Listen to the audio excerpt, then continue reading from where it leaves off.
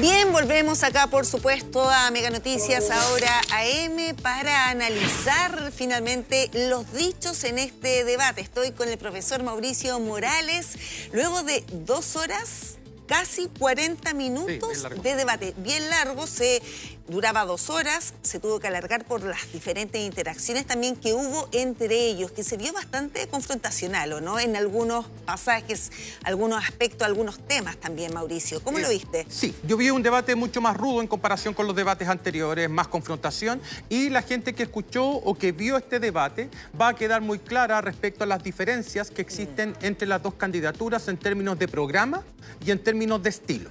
En el caso de José Antonio Kast, él explotó fundamentalmente el eje gobierno-oposición.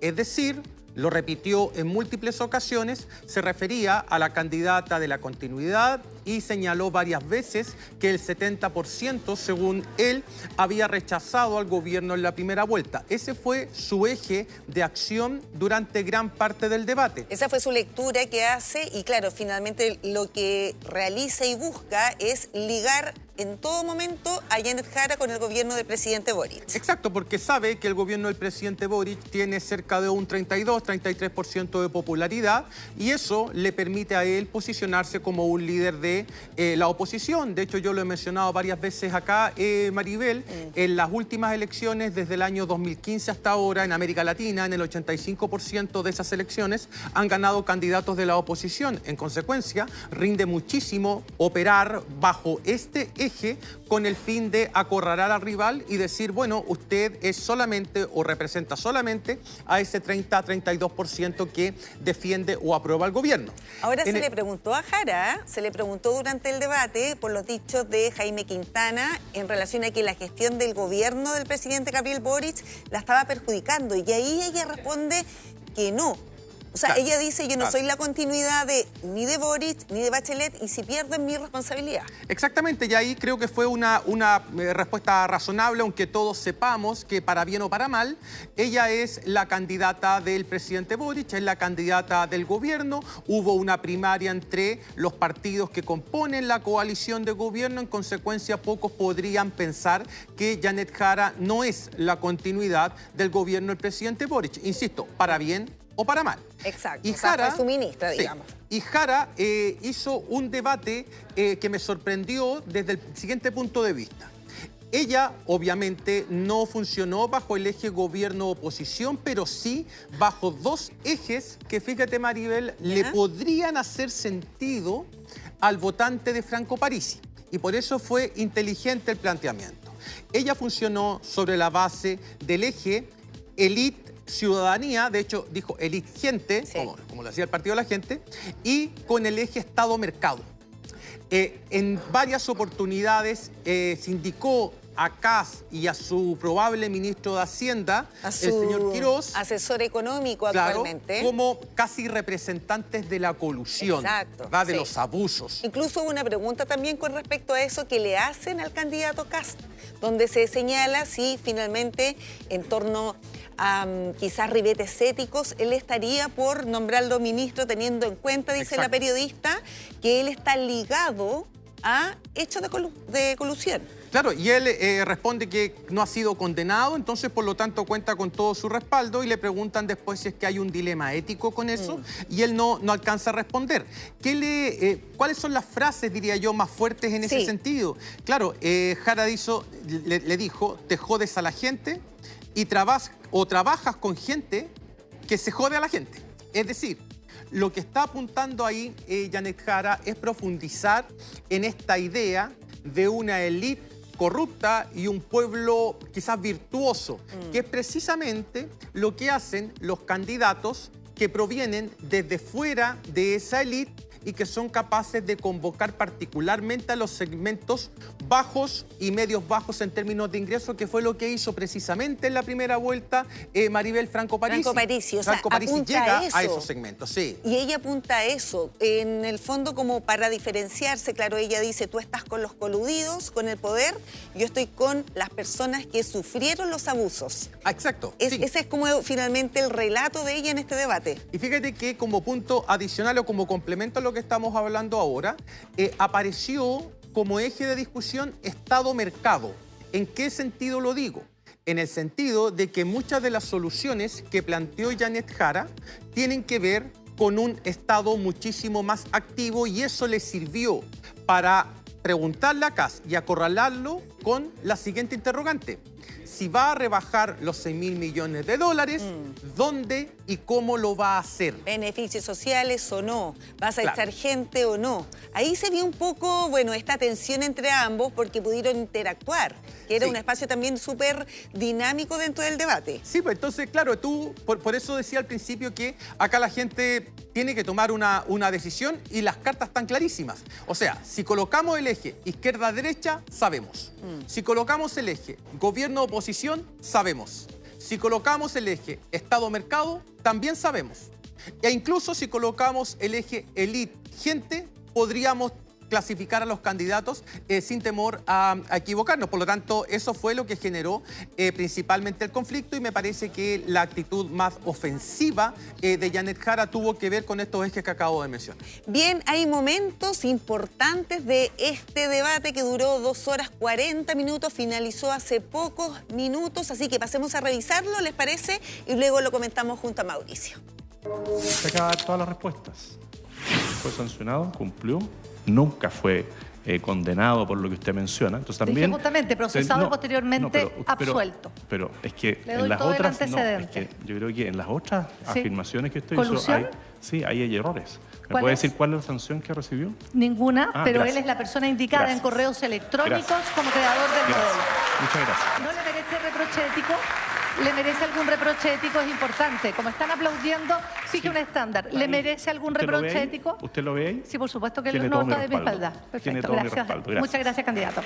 Claro, lo que estábamos comentando. Y después dice, tiene todo mi respaldo. Probablemente de asumir, de ganar, José Antonio Kast va a ser parte de su gabinete, sin duda. Seguramente va a ser parte del gabinete, pero este tipo de cuestiones, claro, fueron explotadas por Janet Jara y José Antonio Kast no pudo salir muy bien, salvo que señala lo que decía recién, nunca fue condenado y por lo tanto no merece un reproche, a lo mejor ni siquiera ético, considerando que la periodista le pregunta al final eso. Al final, ¿cuál va a ser el estándar básicamente de un exacto. eventual gobierno? Ahora, muy importante para la gente que a lo mejor no alcanzó a ver esa parte también, lo que señala la periodista alude a este vínculo eventualmente de su asesor económico con hechos de colusión, pero también con una multa por conducir por estado de ebriedad. Y ahí es donde se le pregunta eso y ahí es donde responde Kast lo que acabamos de ver. Claro, son 3 cosas, como dices tú, se me había olvidado eso de la conducción en estado de ebriedad, lo de los pollos y los remedios, los medicamentos. O sea, es una persona que tiene ciertos antecedentes, entonces, claro, en teoría uno debiese pensar que Quirós va a asumir un cargo relevante en el próximo gobierno, pero en una de esas, Kast, considerando todo esto que estamos conversando ahora, tome una decisión distinta. Pero vuelvo a repetir, Jara aprovechó este tipo de eventos para colocar a Kast en una posición de élite, o sea, como de la élite abusiva. Sí, como de defender, digamos, finalmente a grandes grupos económicos también. Y a los que están abajo. O sea, está el eje horizontal, que es izquierda-derecha, y el eje élite-pueblo, que es un eje vertical de arriba abajo. Y ella se trató de colocar desde los ciudadanos mirando hacia ese tipo de élite. Ahora, ¿cuándo viste tú, en qué pasajes, Mauricio, quizás a la candidata Jara un poco más débil o quizás complicadas por algunas preguntas ahí o interpelaciones del propio candidato? Sí, tengo algunas cosas anotadas sobre mayores debilidades de Janet Jara. Claro, en el asunto relativo a las expropiaciones, por ejemplo, la última expropiación que hubo respecto a la toma en San Antonio, no me dejó muy clara la respuesta de la candidata, dado que supone esta acción, le preguntaron si es que era una especie de validación de la usurpación, y ahí no tuvo una respuesta muy contundente. Por lo tanto, me parece que el tema vinculado a vivienda es el que más le incomoda a ella por otra cuestión adicional. ¿Sabes por qué? Porque ella ha tenido no pocos desencuentros con el ministro de Vivienda, Carlos Montes. Sí, tenemos también ese pasaje que fue parte de este debate. Revisémoslo. fallos hay que cumplirlos y las tomas son ilegales. Dicho eso, quiero decir algo que lo he planteado transparentemente. El caso de la toma de San Antonio es una excepción en política pública. Desalojar 10.000 familias y dejarlas a la buena de Dios es una tremenda irresponsabilidad. Las medidas que se tomaron dentro del marco legal que permite la expropiación me parece que son una solución que se da precisamente porque quienes vendían los terrenos van a poder hoy día recibir el valor comercial de los mismos. Quienes estaban en esa toma van a poder contribuir a la urbanización y a la construcción de las viviendas y van a poder también, ¿cierto?, acceder a su casa propia. Así que creo que no es la solución perfecta, es la solución que se pudo. Claro, ahí la respuesta de la candidata Jara, y donde también uno de los principales quizás cruces que fueron más tensos, también lo analizamos en un comienzo, fue con esto de la palabra joder. Sí. Tú te jodes a la gente, le dice Jara. Sí, claro. Y después, ¿cómo le responde Kast? Veamos. Cuando debate, se muestra cómo es. Por ejemplo, dice, yo no ocupo la palabra jodiendo, pero lo más bien que tienes en tu equipo es gente que se jode a la gente. Si no importa la palabra que uno ocupe, el punto es que tú te jodes a la gente y los amparas en tus equipos. Y cuando vas a ser presidente vas a hacer lo mismo. Te olvidas de Monsalve, pero si tu gobierno entero, protegió a un abusador, tu gobierno entero dejó en 1 millón de desempleadas, un 10% de desempleo a las mujeres. Yo le quiero dar las gracias aquí a Jimena Rincón, a Rodolfo Carter, a Francisco Chaguán, a Manuel José Osandón, a Germán Codina, a Sebastián Sichel, a la familia Piñera, a Joaquín Lavín, a Mario Desbordes, a Evelyn Matei, a Johannes Kaiser y a Francesca Muñoz. Antonio, si tú puedes tener el apoyo de todos los que te quieran apoyar, y me alegro por partidos ti. políticos y movimientos sociales, pero ¿me permites y políticos. Ahora, ¿no? Sí, ¿O vamos lo único a escucharte a ti nomás? No, lo único que quiero decirte ya, es que el apoyo da lo mismo que así te lo dieron en la primera vuelta de la primaria, cuando tú hiciste un programa que lo cambiaste, o mira, me lo dan en la segunda vuelta. No solo te basta con atribuirme a mí hechos de alguien que no tiene nada que ver conmigo de carácter delictual, a quien está acusado de violación, a quien señalé que eran cosas graves, perdóname, déjame, sino que además no me permites hablar. ¿No te parece una manera extraña relacionarte con las mujeres? ¿Hay algún tema ahí? Hay algún tema ahí, le pregunta también Jara, y claro, no es primera vez en todo caso que José Antonio Kast saca a relucir el tema de Monsalve.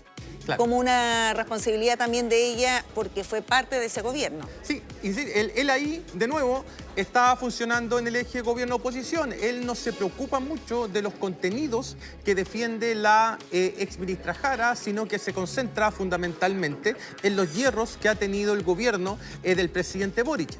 Y claro, cuando estaban discutiendo sobre colusión, aparece el caso Monsalve, que tiene otra connotación totalmente distinta, y por eso es que Janet Jara lo sale a increpar por aquello. Y lo otro que llama la atención, Maribel, pero no es primera vez que ocurre, es que Janet Jara le hace ver a José Antonio Kast que tiene un trato diferenciado con hombres y con mujeres. Y claro, si es que no voy a hacer la evaluación del trato, pero sí me voy a remitir a cifras. Y según la última encuesta Pulso Ciudadano publicada antes de la veda de primera vuelta, la que se hizo encima, Kast y Parisi tenían votaciones o registraron intenciones de voto muy masculinas. Es decir, hombres votando más por Kast y hombres más votando por Parisi, pero en el caso de Janet Jara y Evelyn Matei, lo que llamó la atención, o por lo menos a mí me llamó la atención, es que el género no fue relevante en circunstancias de que uno hubiese esperado que hubiese habido solidaridad de género, es decir, que las mujeres votaran más por candidatas mujeres, y a lo mejor por eso es que Janet Jara está tratando de profundizar la brecha de género en los apoyos que registró José Antonio Kast en primera vuelta, para ver si es que eso le reditúa a ella en términos electorales. Sí, y lo que vimos también, recordemos, en el primer debate para la primera vuelta, con todos los candidatos ahí, que fue en el debate Anatel, todos los candidatos en su mayoría le hablaban al voto femenino. Femenino, sí. Fíjate, era un botín para ellos relevante. Y eso tiene varias explicaciones. La primera es que previo a la primera vuelta, la porción de mujeres indecisas era casi el doble en comparación con los hombres indecisos. En segundo lugar, las tasas de desafección ideológica en el eje izquierda-derecha era mayor en mujeres que en hombres, por lo tanto era más difícil capturarlas desde un mensaje político propiamente tal. Y en tercer lugar, que las mujeres, Maribel, desde el año 88 es que vienen votando a mayor porcentaje en comparación con los hombres.